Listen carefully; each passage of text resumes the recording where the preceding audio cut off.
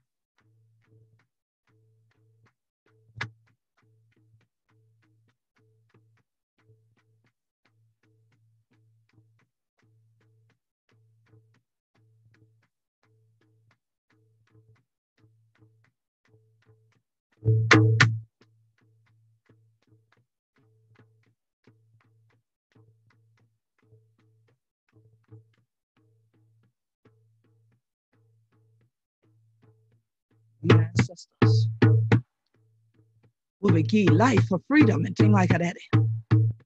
And this your day, we call Juneteenth. But then children ain't be yet about freedom. We fought yet about them, yeah. Yet about them, yeah, upon these Sea Islands in the Gullah Geechee Nation. And it was 1863. Boy, going be a wild for the other rest of children. And the rest of islands will be Galveston. Yes. There it is, yeah. All the way June 1865. All of them will be dead for the Emancipation Proclamation. We say, Ashe. All of them will be dead for the Stoner Rebellion. We say, Ashe. All of them will be dead on the first day. Read that proclamation. In a Galveston, we say, Ashe. Brother Ahmaud Arbery, Ashe. Sister Breonna Taylor, Ashe. My brother George Floyd, Ashe. We say Ashe because on a life ain't been there. All this day, we the calling for justice, not just us. Not just us who are in this fight still. For freedom, for truth. For land, for truth. For food security, food sovereignty, for truth. This year, for all the children were still hungry. But this year time, honor won't be fed with justice. Not just us. We say, Ashe. Ashe. Ashe. Never let him take on a drum. All of your ancestors here. Gullah Geechee Nation. All the ancestors about African children from Alkebulan all the way throughout the diaspora. In this year, international decade of people of African descent. Time for we make sure we complete this year journey, but be free. So this year, the we drum call for justice. This year, Juneteenth 2020.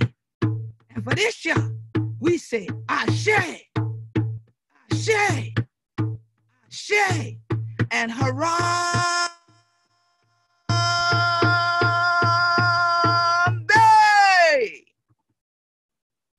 This your day we coming, 100 children right here from the Gullah Geechee Nation, at the Queen Quet, head from the body of the Gullah Geechee Nation. So glad for day ya for this year broadcast for Juneteenth. But this year, drum call for justice. Yeah. The thing called a hunger for justice broadcast. So plenty of 100 children might done tune into them before and things like that, but you never hear the people that cry deep like that, ain't it? But right up on these, your Sea Island from Jacksonville, North Carolina, down to Jacksonville, Florida, and right of us, 30 to 35 mile inland and things like that to this place called St. John's River. Oh, we're all in river deep.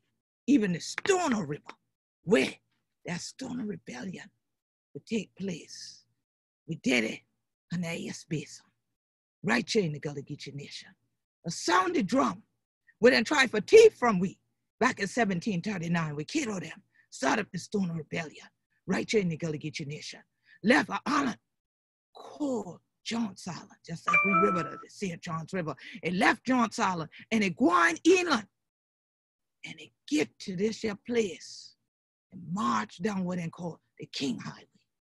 So this year did. out of Queen Quet, head upon the body of the Gullah Geechee Nation. And just like that Royal King's Highway, this a royal road leading to freedom. Why the reigning queen? This year the 20th anniversary of the Gullah Geechee Nation. And we're so glad to find other rest of children, the hunger for justice like a we. So the other rest of children, when they around the world and things like that, don't scare tall. Make it crack my teeth out the rest of it for all the 100 children on stand. But I had to start in the language of my people, in the language of my ancestors here in the Gullah Geechee Nation. Because when we're talking about a hunger at all, many times the first thing we think about is needing to feed our bodies. But today, we want to feed your mind. We want to feed your heart. We want to feed your soul. We want to refuel you for this fight for freedom.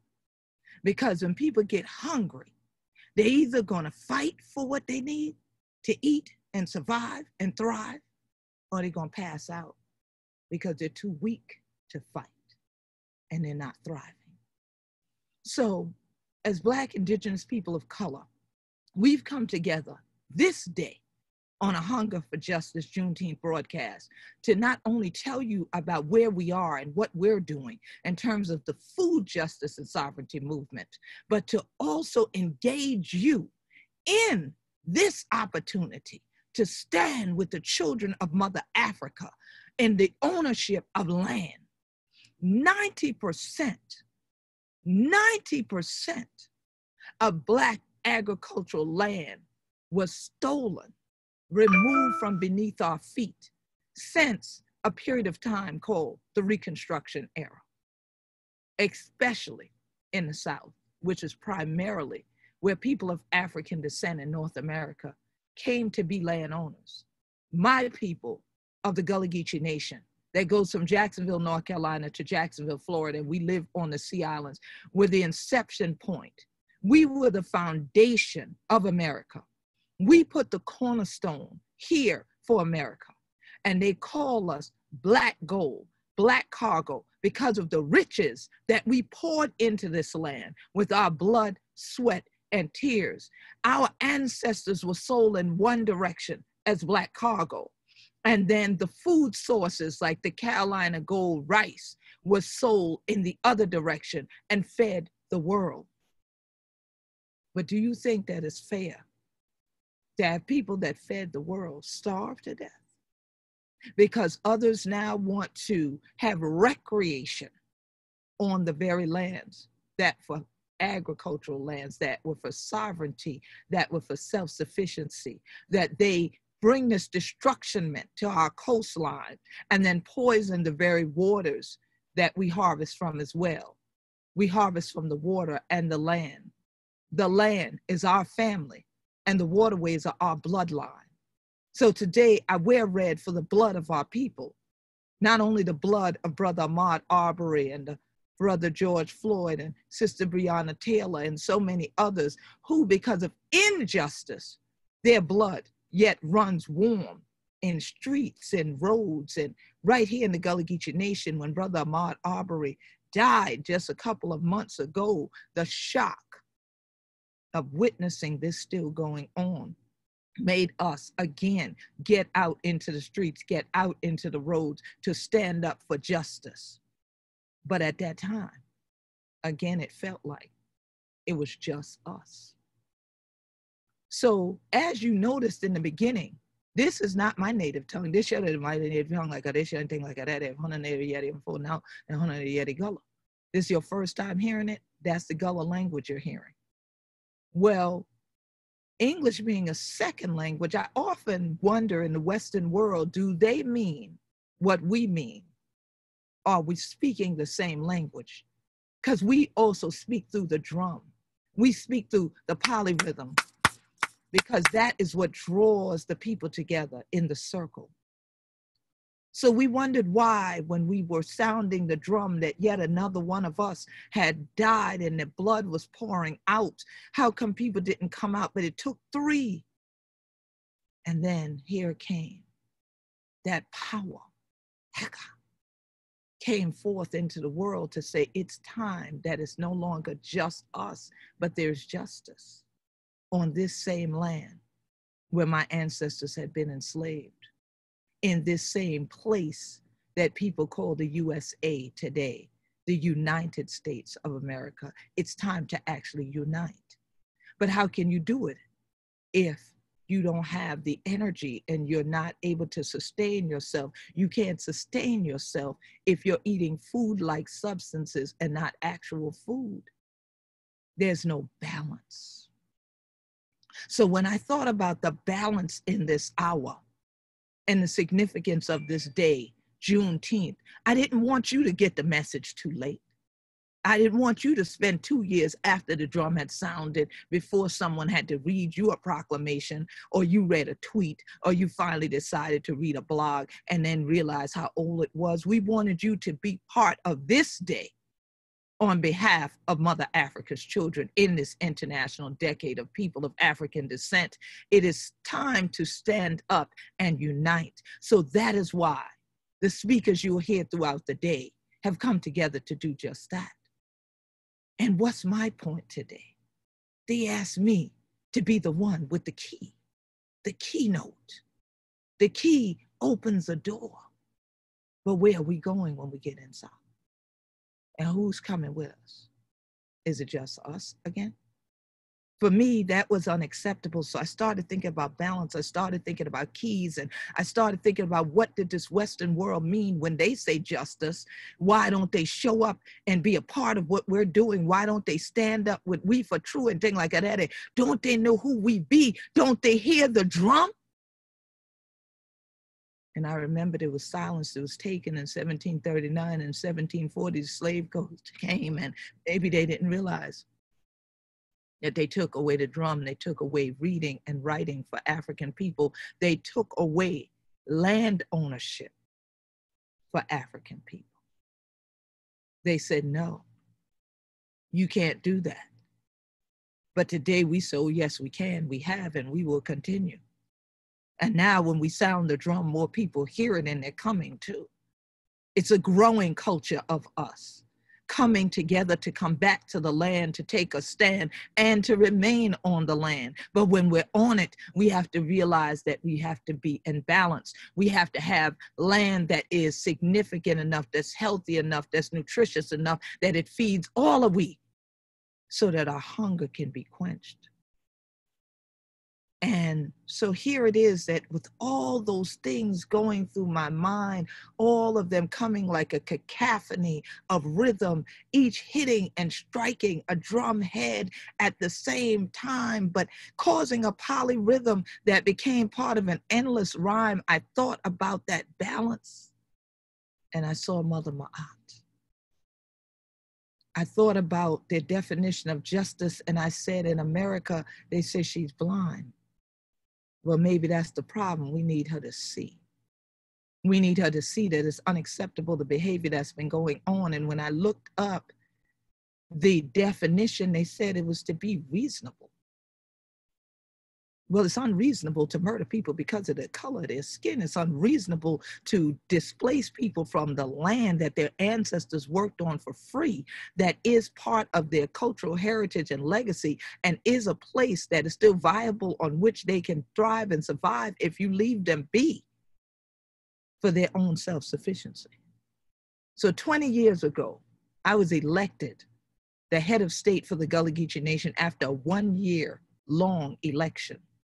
My people felt it was time then to put out a drum call, to bring people together, to say we still own our land in the Gullah Geechee Nation, but help us hold on to it. And from then on, we realized we had a very hard road to hoe, because more often than not, people were not balanced enough wherever they were. They were so busy in day-to-day survival, they couldn't even wrap their minds around being a part of a continuous, ongoing onslaught and fight for justice. But if that is what you are hungry for, you never get tired. You never get tired. You keep taking bites out of injustice until nothing remains of the I and the N. You want just the justice there. So now I said, but You have to keep a balance in the midst of the battle. So again, I saw Mother Ma'at. I pictured her wings. I pictured us flying, and I thought about the Igbos that flew back to Africa instead of being enslaved. I thought about Mother Ma'at, and I thought about what she stands for. And I realized, hey, America tried to take that too from Mother Africa. You call her blind justice.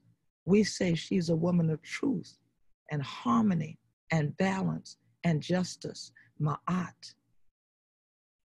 She stands with the scales in her hand and sometimes a sword in another to cut. Another time you see her, she's holding grain, yes, something to feed you with.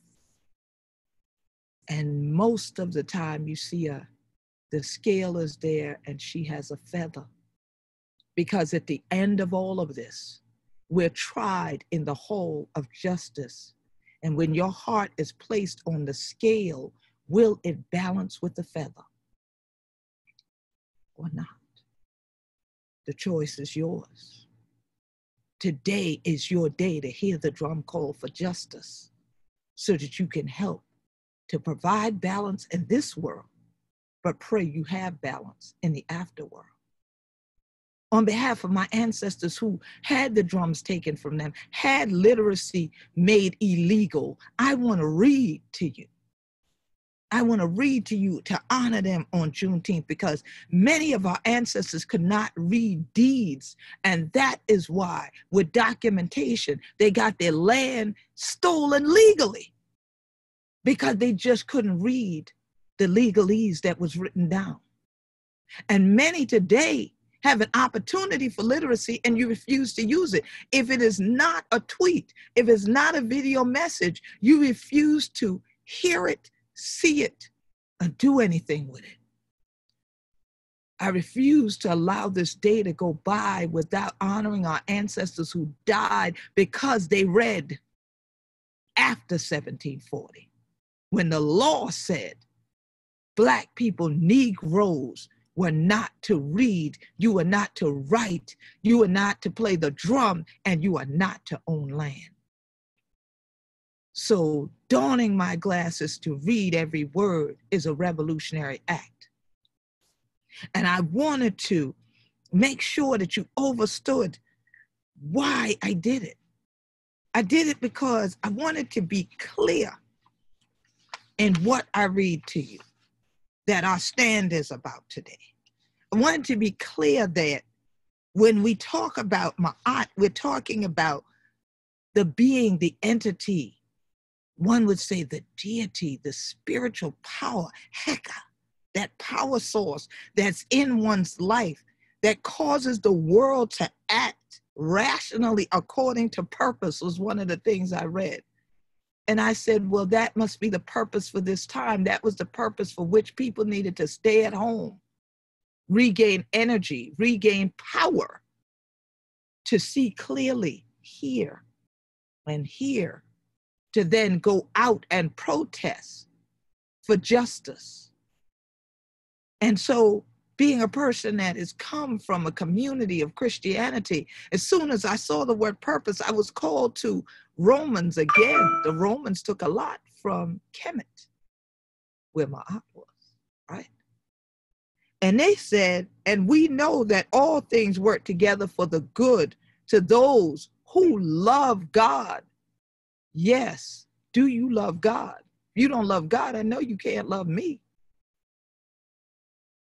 But those who love God, to those who are the called, it's important, that article, who are the called according to his purpose. According to not your purpose as a person, it is according to God's purpose. So I know I was purposed to be here at this hour, on this day, to bring something to your mind. The word justice. If you write it going downward on a sheet of paper, I want you to thinking about this. Think about it this way. Jump urgently, spiritually, and truthfully into cultural empowerment. Jump urgently, spiritually, truthfully into cultural empowerment. Whatever your culture is a Black person, an Indigenous person of color, now is the time. If you never thought there was a day to do it before, today is the day for you to join the journey of justice and not let it just be just us that's already out here. The irony of looking up the definition of justice was not only talking about the blindness, but looking at the origin of how they use it in the language I'm speaking to you now. It originates from justice, J-U-S-T-U-S as one word. It originates from that in Latin. So it's a wonder. Black folks have said for a long time, whoa, it always seems like it's just us fighting for justice. But now there's a growing culture of all people saying enough is enough and it's time to bring balance. So it's our right to have that. It's our right to live in this way. So as I looked through documents and I prepared for the day, I went back to something that I always do, human rights law. In 1999, on April the 1st, I became the first Gullah Geechee in world history to speak before the international body called the United Nations in Geneva, Switzerland, and to speak on behalf of the human rights of our people who be Gullah Geechee. So here it is that I thought about it and I looked up some things and I saw one of the human rights documents that talked about food security. And I wanted to think about that in the context of also food sovereignty because they are not the same thing. So I wanted to see what was the human rights law. When we're talking about justice, we have to deal with different tiers of legalism. So therefore, I decided let's look at the highest level international law in this international decade of people of African descent and see what they're saying. And they said, according to the Food and Agricultural Organization of the United Nations, the FAO, more than 1 billion, that's with a B, more than 1 billion people are undernourished. Over 2 billion suffer from a lack of essential vitamins and minerals in their food. Nearly 6 million children die every year from malnutrition or related diseases. That is about half of all preventable diseases. Now let's compound that with COVID, with the coronavirus epidemic. Wow, right? Let's go on.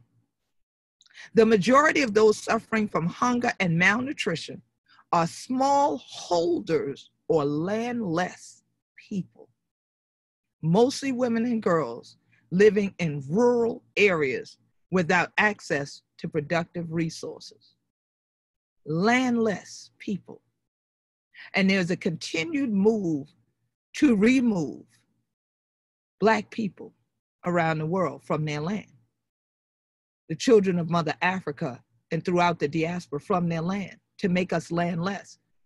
Haj Malik Shabazz, Malcolm X, said every time there's a revolution, it's the landless against the landlord. We see this in this revolution, this uprising for justice, this Juneteenth. There are many people who would never rise and give $1 contribution to the Gullah Geechee Land Legacy Fund, maybe because they didn't have it, but in many cases it was because, well, they didn't own land themselves, so why help us keep ours? Or they were the destructionaires that wanted to take the land from beneath our feet. Because if we're landless, we will be food insecure.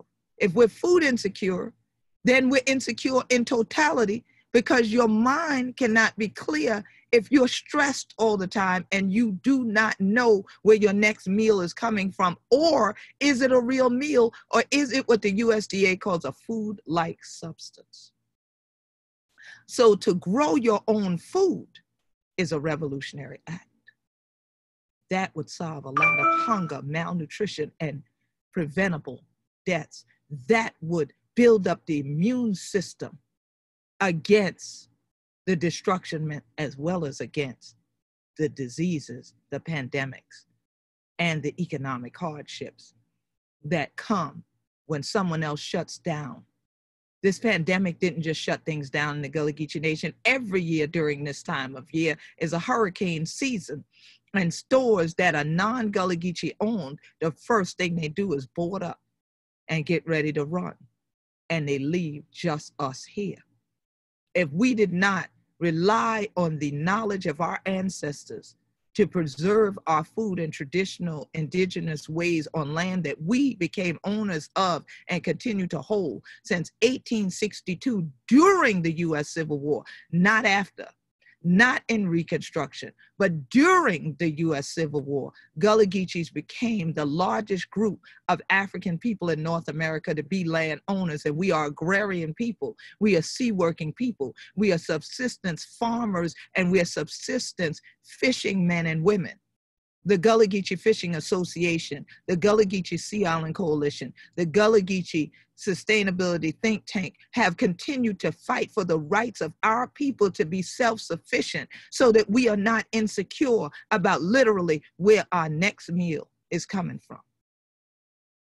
Because that's the point that others have tried to do, is put us in this group of these rural area people that suffer from hunger and malnutrition. And that would be landless, because then you become a dependent. You're no longer independent.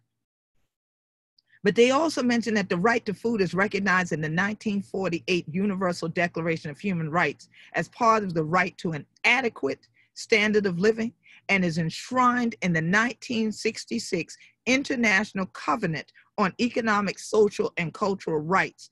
It is also protected by regional treaties and national constitutions. The Gullah Geechee Nation has our own constitution. It's 21 pages long. And I just want to read you the mission that opens up with our Gullah Geechee Nation Declaration: to preserve, protect, and promote our history, culture, language, and homeland, and to institute and demand official recognition and the governance, our minority rights necessary to accomplish our mission to take care of our community through collective efforts, which will provide a healthy environment, care for the well-beings of each person, and economic empowerment. Herein comes the issue. If you don't produce anything, if you don't grow anything, if you don't harvest anything, you'll have to buy it. You'll have to buy it. So now you know why people would prefer you be landless, right? So that you will pay into their system and not have the fight in you to establish and maintain a system of your own. But the Gullah Geechees have been considered a nation within a nation from chattel enslavement to the present time. We're the first group of people of African descent in North America to stand on our international human right to self-determination. And we determined that it was our right to protect our homeland. And that means our environment as well as the quality of life of our people. And that's why we collaborate with folks that are part of a growing culture. That's why we collaborate with other people who are reclaiming land, reclaiming cultural traditions based on what our ancestors did as indigenous people. And we continue to escalate the level of justice beyond where she's blind to places where people can see in international human rights arenas. And then we bring it back down to the literal grassroots and continue to fertilize it so it grows, so we can be fed when we have that hunger for justice. But now the right to food in international law was really critical because it is recognized in the Universal Declaration of Human Rights. It actually says that everyone has the right to a standard of living adequate for health and well-being of himself or herself and of their family, including food. So once again, when we're talking about justice, we all got to eat. If we couldn't meet on any other point, we can meet and sit at a table together and have some good for now. I'm putting things like that, or get on a scrank. So have something excellent to eat that will fulfill you, that will serve you. But what about the right to food? You might want food, but do you have a right to food? So here in this document, I saw from the Committee on Economic, Social, and Cultural Rights, they said the right to adequate food is realized when every man, woman, and child, alone or in community with others, has physical and economic access at all times, to adequate food or means for its procurement. Again, what I tell you here, these people lock up the store and run. When the protests took to the street, what happened? Many stores shut down. So did you have access now? Or are you in a food desert? Has that desert gotten more dry? Or are we pouring some water on this so that these grains will grow? Here we go. That the United Nations Special Rapporteur on the Right to Food said this: the right to have regular, permanent, and free access, either directly or by means of financial purchases. We're coming back to economics, we're coming back to money, to quantitatively and qualitatively adequate and sufficient food corresponding to the cultural traditions of the people to which the consumer belongs, and which ensures a physical and mental, individual and collective, fulfilling and dignified life, free of fear. Insecurity comes because people are fearful. But what I tell y'all earlier, we the church people, we the prayers of people. So God has not given us a spirit of fear, but of power. Power, love, and a sound mind. But once again, what are we thinking about? Are we keeping our mind stayed on freedom? That's one of our spirituals. These spirituals emerged from the Sea Islands in the Gullah Geechee Nation. These became the movement songs during the previous civil rights era. We are now in not only a U.S. civil rights era again, but we are in a human rights era around the world. The Gullah Geechee Nation has led that charge for 20 years.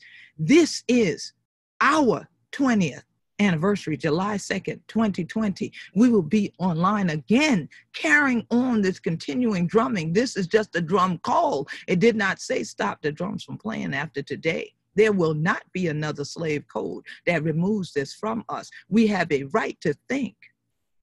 But how clearly can we if hunger brings weakness instead of strength? Food must be available, accessible, and adequate. Available just means it's there for you to get. Accessible means, well, you see it's there, but can you get to it? Can I actually grab it and take hold of it? And then adequate, is it enough? And is it something that is nurturing you? If it is not, that's when you become malnourished. And many of us have been malnourished on feeding on racism. We've been malnourished by feeding on negativity. We've been malnourished by feeding on ignorance. And we pray that this drum has woke you up out of this stupor that's been brought on from food-like substances and bringing you into a place of food sovereignty, which continues to be an emerging concept. In human rights law, we're looking at the SDGs, the Sustainable Development Goals this year, and the Gullah Geechee Nations work with global partners to achieve these things. And we pray to achieve ours by the end of this International Decade of People of African Descent, especially if all of you will support us with our Gullah Geechee Land Legacy Fund. You can go to GoFundMe and find a video with me on it with the Gullah Geechee Land Legacy Fund, and you can support, and you can follow us at Gullah Geechee Nation on Facebook. Follow at Gullah Geechee on Twitter, GULLAHGEECHEE.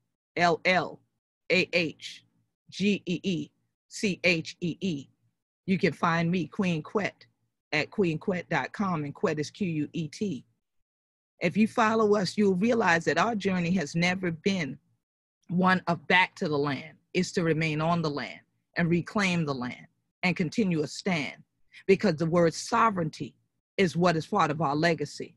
The word sovereignty is what has pulled us in to where we are in this human rights journey. It is a place that has continued us sounding the drum annually, daily, here, and annually here to draw the people together again, to bring the balance back, to take the blindfolds off, to help people to realize that here, as the UN says, food sovereignty is an emerging concept according to which peoples define their own food and their own model of food production, such as agriculture and fisheries. I told y'all, we harvest from the land and the sea, and determine to the extent that they want to be self-reliant and protect domestic food production and regulate trade in order to achieve sustainable development objectives. Trade has to do with the economy. Trade has to do with your economics. So here it is that today, the Black, Indigenous people of color have come together. We've issued a statement called to free ourselves. We must feed ourselves. And if you go to GullahGeecheeNation.com and follow our blog, if you look at the call for this drum call for justice that's there, you'll see this document. But I want to point out to you the new system that we have in mind so that we are free, that we free ourselves, but you free your mind and the rest will follow. All right. So here it is. To free ourselves, we have to feed ourselves. We determine what food security is.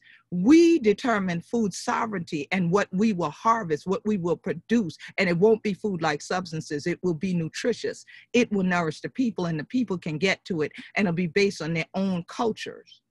And we say, number one, that we want to advance our land ownership, because today land ownership rests in white hands while labor rests on the backs of people of color. A just system sees land ownership and access to resources in the hands of Black, Indigenous people of color who were previously laborers. The next thing is to decentralize the food economies. Our current food system is designed to consolidate wealth. We are calling instead for cooperative community infrastructure, democratized production, and mutual ownership. This ensures that diverse and robust agrarian economies can thrive.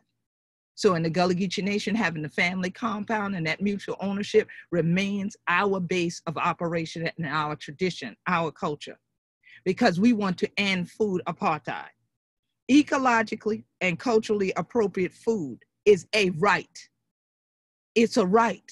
It's not a privilege. Even though it's up for discussion still at the United Nations, it is a right. It's not a privilege. Food must be available at greatly reduced prices or let you grow it without sacrificing ecological values, and agricultural opportunities must be open to more than just the most privileged members of society. So to all of this, now is the drum call for justice. Will you beat it with us? Will you march with us when you hear it sound? Because I say to you, it's time to be hungry, but more than just for physical food. It's time to have a hunger for justice. Be a part of this growing culture with us. Beat the drums with those of the Gullah Geechee Nation and the other Indigenous people and Black people who are sounding the drum for you to join us. Because why? Today, we go back to saying what Sister Ella Baker said during the other civil rights movement. And she said, we who believe in freedom cannot rest. We who believe in freedom cannot rest until it comes. So sometimes carrying your drum might feel like a lot of weight. Carrying that basket on your head with all the vegetation in it and all the knowledge of your ancestors might feel like a lot of weight. But here it is. When this drum starts beating in your heart, that drum will start beating in your soul, and you won't be able to help do anything but find a way to feed it. And justice, not just us, is the only thing that will alleviate this hunger, to end racism, to end injustice, to end environmental degradation, end displacement of Black people from their land.